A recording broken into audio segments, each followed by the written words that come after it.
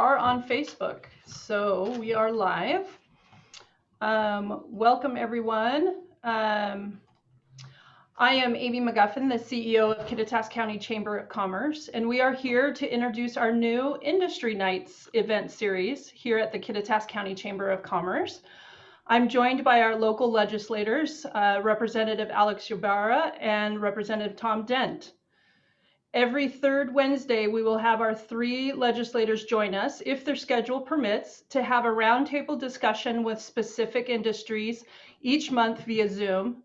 The full schedule can be found on our website at kittitascountychamber.com, Government Affairs. We kick off next month on March 17th at 5:30 with our first industry, small businesses and nonprofits. Those that have a small business or nonprofit in Kittitas County are encouraged to register on our website for this event. Once you register, the Zoom link will be sent to you on the day of the event. The legislators will be able to take the information they gathered from the attendees back to their committees to do all they can to help the industries in need. These events will also help establish a relationship between the businesses in Kittitas County and their legislators. Our legislators can also use this time to discuss what they are working on, especially with the legislative session going on. And during the event, I will be facilitating the agenda in order for the event to run smoothly and filtering any questions the industries may have. At this time, I would like to turn it over to the legislators to introduce themselves and talk a little bit on what they are working on. And I'll start with Representative Tom Dent, if you could, please.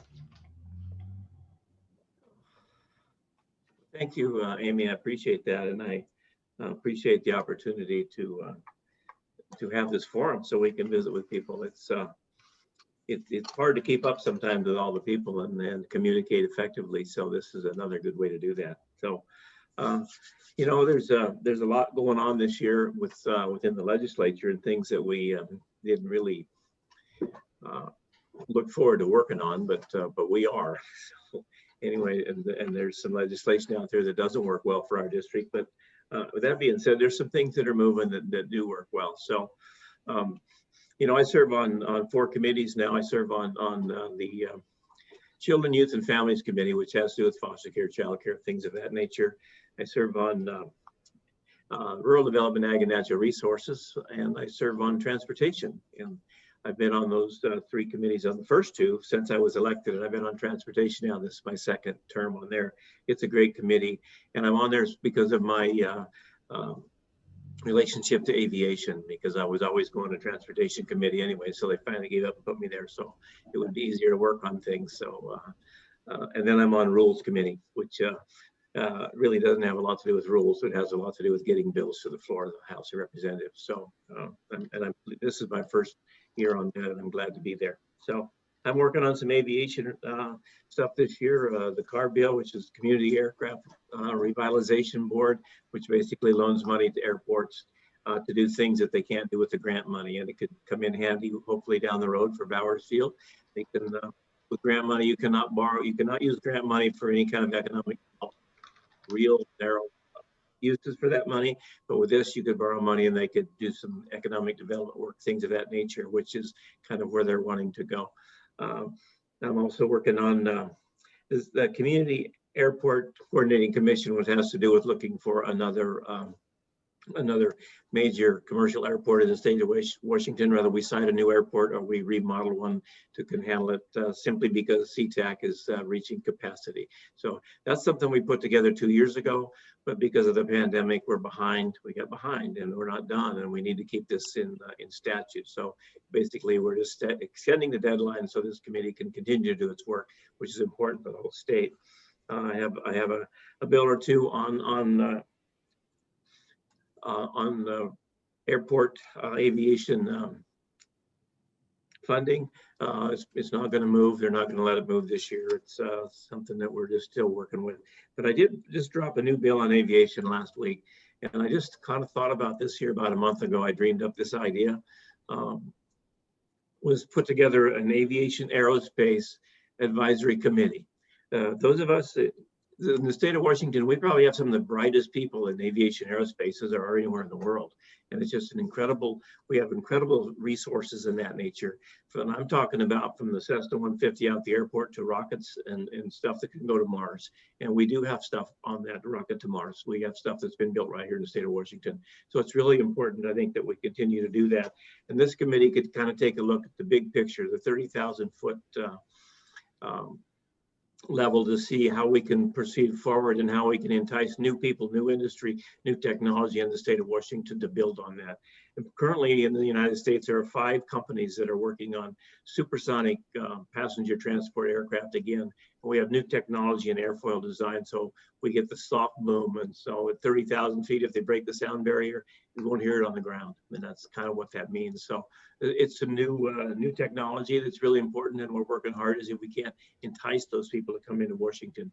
Washington State would be a great boon for the country. Noxious weeds, Kittitas County started this a few years ago. They had a lawsuit with the Washington State Department of Transportation over noxious weeds, and whether or not the WSDOT had to pay their share of funding the noxious weed board and paying for these noxious weeds. So we've been working on this for over 2 years, and you know, that bill, this is the one I'm waiting for right now, that I told you I may have to leave because it's in appropriations. And as soon as they send me a text, I'm going to go testify on it, because we worked on that for 2 years, and we're winning. I think we're going to get this done, and the Department of Transportation is going to have to pay a little bit to help out taking care of these issues. And you know, it's the big thing for Kittitas County, because you know, of all the crops along I-90, Kittitas County, that so much Timothy is growing alongside of I-90, and those noxious weeds will get in there, and you lose your ability to export that hay. And I think I'm really tickled about that bill. But other things in the Early Learning Committee, or our Children, Youth, and Families Committee, I had a bill there that would give our child care providers regulatory relief. And the number one reason in the country that we're having, we see the cost of child care go up and the quality go down, is due to overregulation. And that's all across the nation. And I did quite a bit of research on this in the last few weeks. And I had a bill to limit that. And I worked with many child care providers to put that bill together. They gave me their input. It was a good bill, and it's still in committee. We couldn't get it out of committee. There's just there's a big push to kind of maybe change how we do childcare, and I know there's a push with some folks to put childcare, let our public school system take over childcare, and I'm not a fan of that. I'm just not. I just believe that we have so many good people in our childcare program that have a heart for kids, and that's where I'd like to keep it. I'd like to keep it with those people that have that passion to do that. And I have great passion for our children, but it's a hard job, and I don't think I could do it, you know, for more than a day or two. But we have a lot of good people who do, and so I was disappointed we weren't able to move that bill, and I'm going to keep working on that and keep pushing back on our public sector childcare. I just don't think that's what we want. I don't.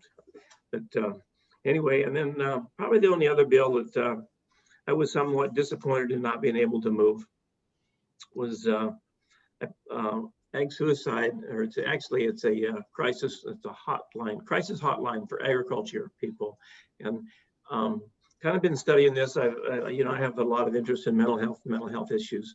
And what I learned was in the last year or two, just studying this stuff, is the agricultural sector in the United States has the highest suicide rate of anything. But I can see that because of what we do in agriculture and the cost it takes for us to be there, and the enormous loads that are put on, you know, our producers. And it's a struggle sometimes, and they really do struggle. So I've been working hard to do something. And the thing about it is, and you know, Amy, I mean, and Alex, we all grew up in this agriculture region, and well, we grew up to be tough. And it's like, suck it up, buttercup. We don't want to care about your feelings. Get out there and go back to work, right? And that's what we learned to do. And well, sometimes we keep your feelings in too much. It's hard, and it can boil over, and we can cause these problems. But we're independent people in agriculture. I do know that we can't just have a suicide line where they can track you track your phone number and find out who you are and come in and help you. And so my bill put it together as an anonymous hotline, for a crisis hotline.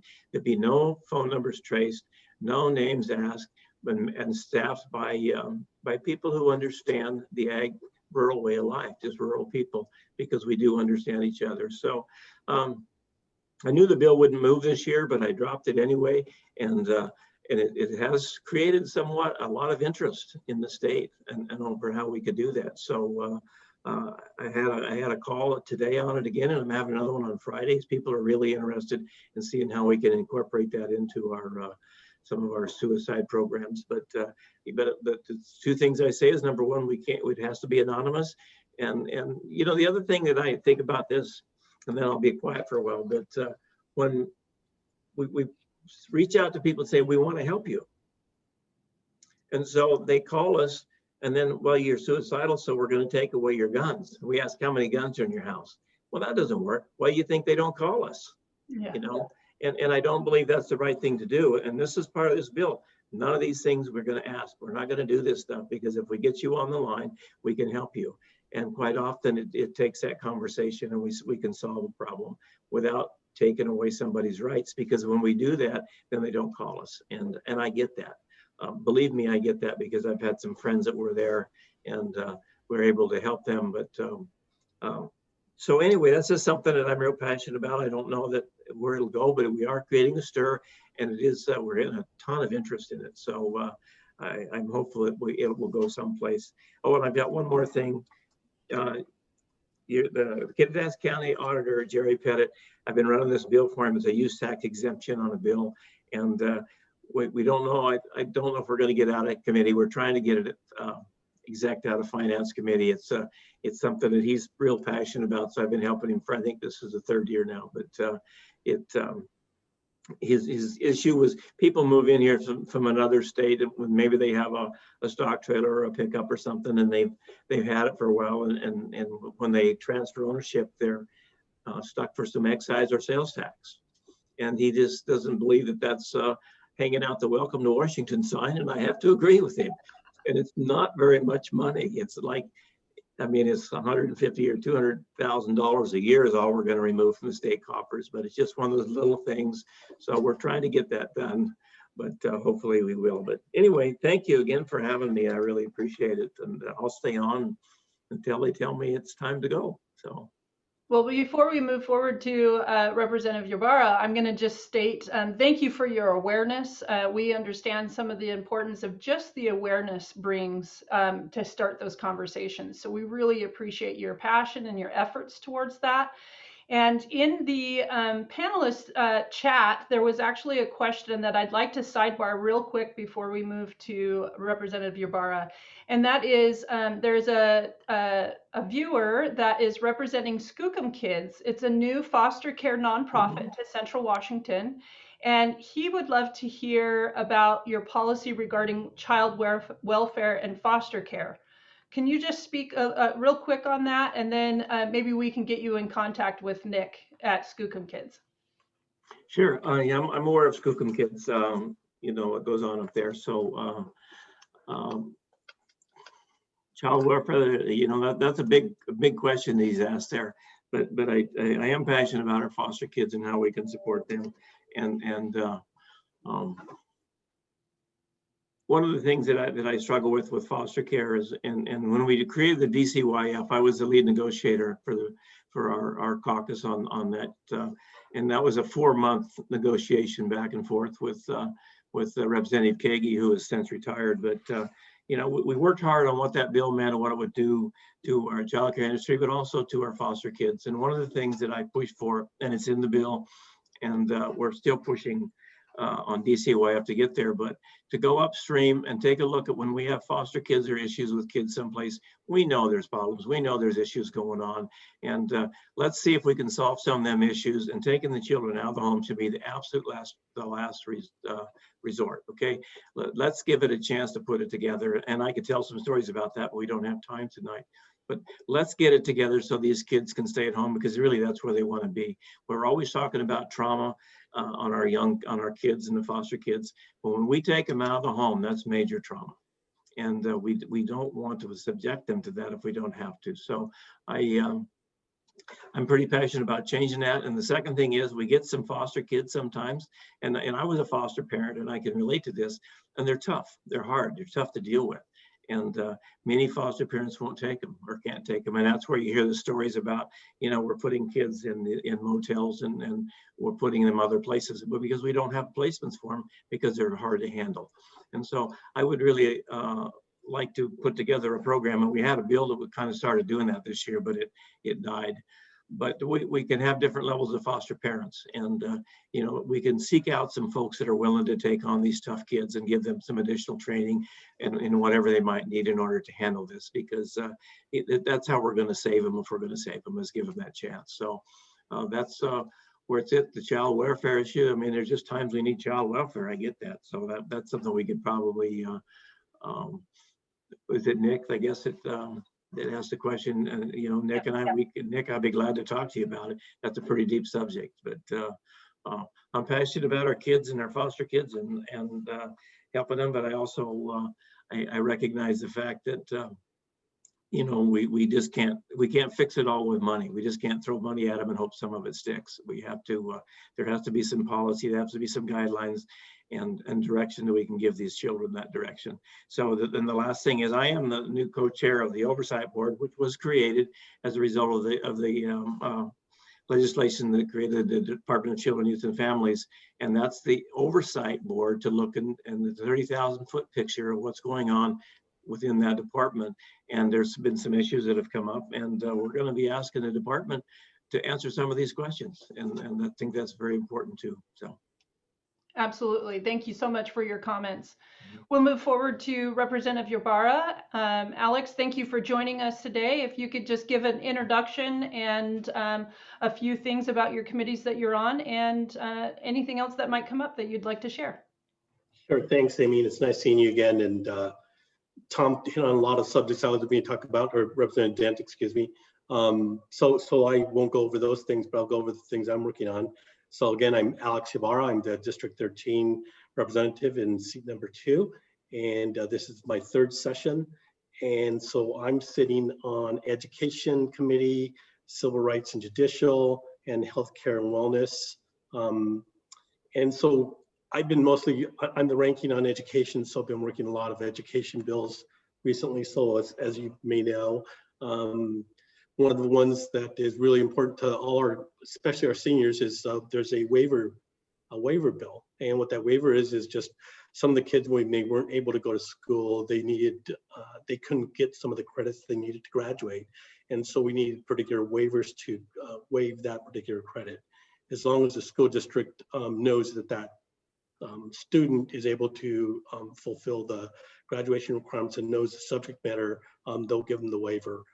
So we worked that pretty hard. So now all those seniors that were at home that couldn't finish up their CTE classes or couldn't finish up a welding class or some class where they had to be in person, those are the kind of classes where they weren't able to fill the credits. So the waivers are going to be coming through. Without the waivers, the kids don't graduate. So it was a really fast run bill that we worked really hard on. It came through. I think it's through the Senate now. And so I think it's waiting for the governor to sign. And if that goes through, then we'll have something for the kids that weren't able to finish their credits and they can graduate. So that went through. That was a lot of work on that one. Also working on just some odd little things that seem odd. For instance, lead in the schools. And so what happens is, as many of you already know, lead goes into our water system. It is part of there's lead in our water system that goes into the schools, and the bill would move the amount of lead into each school building to 5 parts per billion, instead of with the national levels, 15 parts per billion. And what that means to school districts is that if they are above 5 parts per billion, then they have to do something, meaning they have to put filters into the system or redo their whole water system. So there's a big fight going on right now about why is it 5? Why isn't it 10? And why don't we just go to the national level at 15? Because it's going to cost a lot of money. And right now, the other side has an unfunded mandate, meaning that if a school district can't meet the 5 parts per million of 5 parts per million, then they have to pay without any funding. And so that's kind of where that's sitting right now. So we're not sure exactly if that bill's going to pass, but we're making sure that the school districts are held harmless. And with that said, schools getting held harmless. So as most of us know, most school districts aren't busing their kids into the schools. Some are, but at the beginning they weren't. And the way the school districts get their funding for transportation is how many kids do they transfer on a yearly basis or on a semester basis. And since no kids were getting bused, then all the school districts get no money for transportation. Well, they still have the bus drivers, they still have to take care of the buses, they still have the buildings to maintain the buses. They still have all the gas costs and stuff that happened. And so what do they do without money, to run those things? So that's another bill I'm running. And so we're trying to get some funding for all the school districts to make them whole. And so they're not left without funding. Kind of on the same thing, but a little bit different. I've been working on a broadband bill. And so basically what the goal of the bill is to bring broadband to the rural areas. But there's 2 bills that are running. There's one in the House that I've signed on and one in the Senate. And so we're trying to figure out which is the best bill to bring forward that will serve the folks in the rural areas. And so we're kind of talking about how we're going to do that. And, in order to get funding to the rules, like, if you're out in Kittitas or out in, Ronald or out in just the little communities in the area that don't have broadband, get a call, gosh, once a month about people that can't get internet, can't get any good service, and what are we going to do about it? So these bills are meant to try to get that broadband to the kids, and especially with COVID. Now we understand how important it is for all the people that are working from home and have lousy internet. It doesn't work well. And so, and everybody's doing the best they can, but it's not working well. So that's the whole goal of that. And obviously the COVID, when Kittitas went to phase 2 or went to phase 1 and everybody went to phase 2, it was just terrible. And we felt so badly, that Tom put the initiative together and put a letter together, and we all signed on and basically said, you guys got to move these guys to phase 2, and worked really hard to get that done. And, every once in a while the governor listens, but not often. And so he listened on this one. And so it happened. Other things I've been working on, Tandem Forest, been talking to those folks and trying to get some funding for the DNR from the DNR folks to support some of the efforts that they're doing up there to make sure that they're taking care of the forest and building all those recreational areas up there that everybody loves so much, especially the West Siders, as they figure out that these are just wonderful, great areas that you guys live in, and want to make sure that they're kept up and used properly and things. So trying to get some funding for that. So I'm on the healthcare committee, and so that's a brand new one for me. So I don't know all the subject matters, but obviously during the COVID time, I've been working on certain things. And one thing that's kind of happening in the rural areas is, as we all know, we don't have any doctors to go around. We've got some doctors, maybe in Ellensburg, maybe a doctor, in Cle Elum, and maybe a doctor in Ronald, but maybe not. I know in my hometown, we don't have any doctors. They all get shipped in on a daily basis from different towns, different cities. But with our populations, with our farm working populations that we have in Kittitas and Grant and other areas, the doctors can't go to the farms or can't go out to the ranches and service some of the things that they need to service. Some of the procedures that are done can be done by a nurse as long as the doctor's standing there. So the bill I'm running right now, it would let the nurse practitioner who does this procedure that always can do it, but has to have a doctor in front of her in person. This particular bill would do a telemedicine type thing. So they're on video, they're with the nurse, they're seeing what the nurse is doing, but they don't have to be present. And all the doctors associations and all the nursing associations are in favor of the bill. So hopefully in the near future, if a nurse has to go out to a ranch or a farm to go do some servicing where the folks can't get into town to see the doctors. They can do it without a doctor present. But they'll be there video so they can watch the procedure. So that's kind of going through. That's kind of important, especially for our area. Mm-hmm. So let me see. And then budget. I mean, one of the big things that we've been working on, both Representative Dent and I, and the rest of our caucus is, trying to get funding for our small businesses. Just yesterday, the Republican caucus put together a budget, and in the budget, I'm just going to read a little bit of it for you. Again, it's for small businesses, and we want some tax deferrals that are going to come from the B&O taxes that are happening. So that's part of the bill. And so what we're trying to do is make sure that when the final budget comes out, that some of these things, or maybe all of these things, get put into the final budget. So we're presenting it now so the other side can look at what's there to make sure that they're going to take care of the small businesses that are really hurting because of COVID. So again, one of the things that we talked about was tax deferrals, the B&O tax, property taxes, liquor-free deferrals for small businesses. Also tourism and marketing, boost funding for Washington State tourism marketing campaigns. Tax reductions, temporary use of B&O tax for some of the hardest hit industries out there.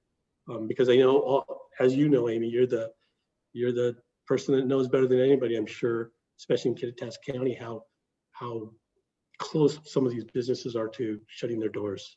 And so what we're trying to do is get some of the funding to the businesses that need them.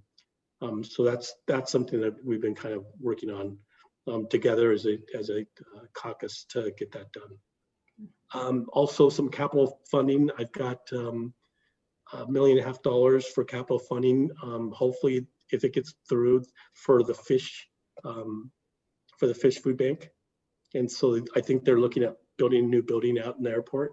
And so in order to stock all the food that they're getting in, so if that goes through, then we're going to get that funding to them and get them rolling, because I know they not just service Ellensburg, they service all of Kittitas County.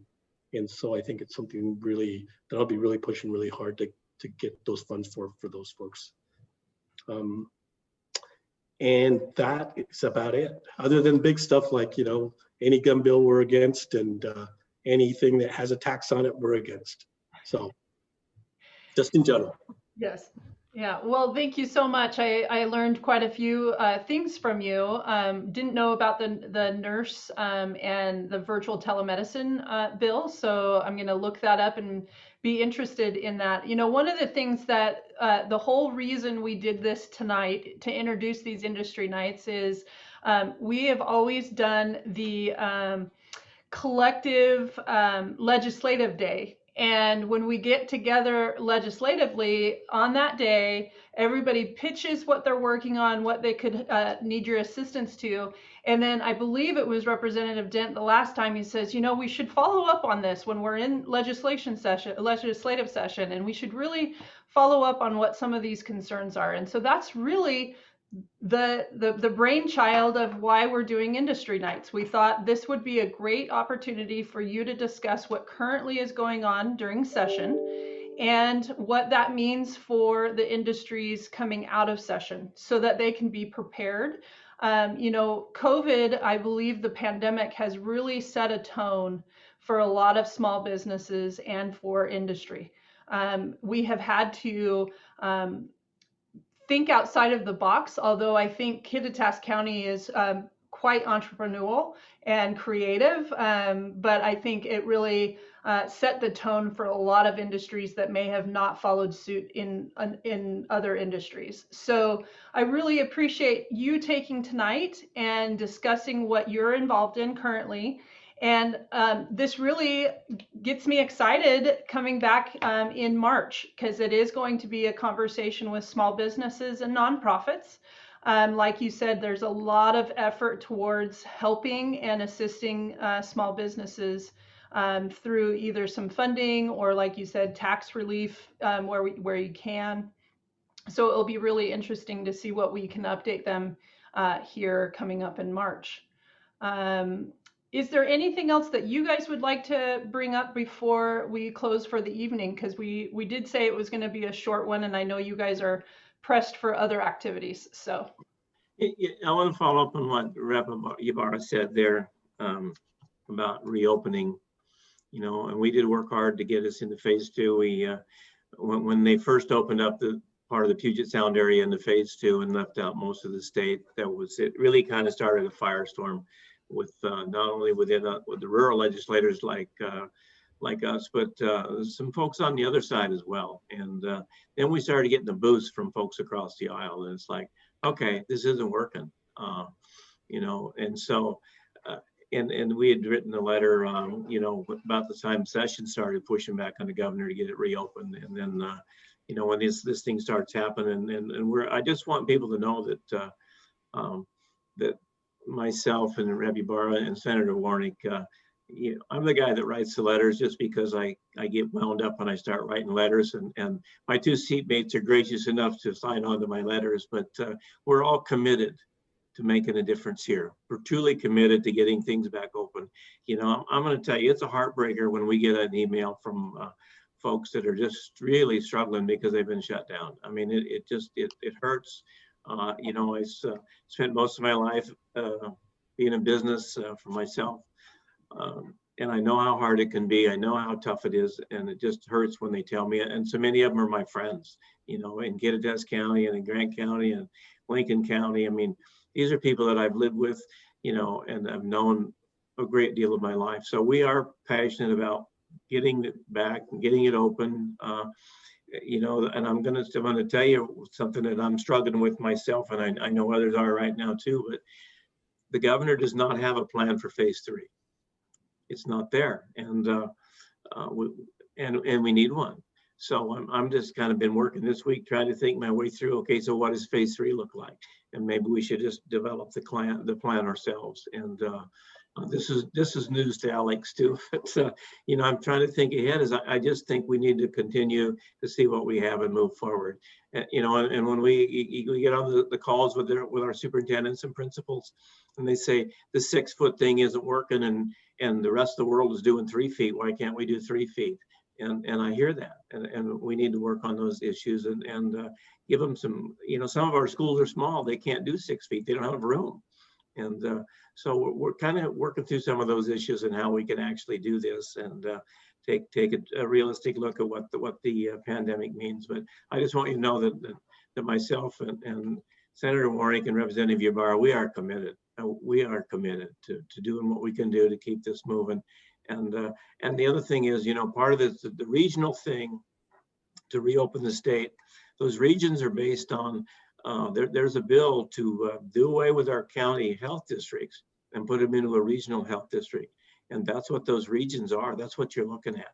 And I'm against that as well. I mean, I couldn't be prouder of what, of being associated with Kittitas County and what they've done, or what Grant County and what they've done, and Lincoln County, what they've done with their health districts and how hard they've worked. And we're going to support that too, to keep you where you are, because, you know, it's just, this kind of health issues are local. They're very small areas that are different. And so just so you know that I'm not trying to put words in Alex's mouth, but I know where he's at. I know where his heart is too. He's right there with ours. So just so you know, we're doing everything we can do and more.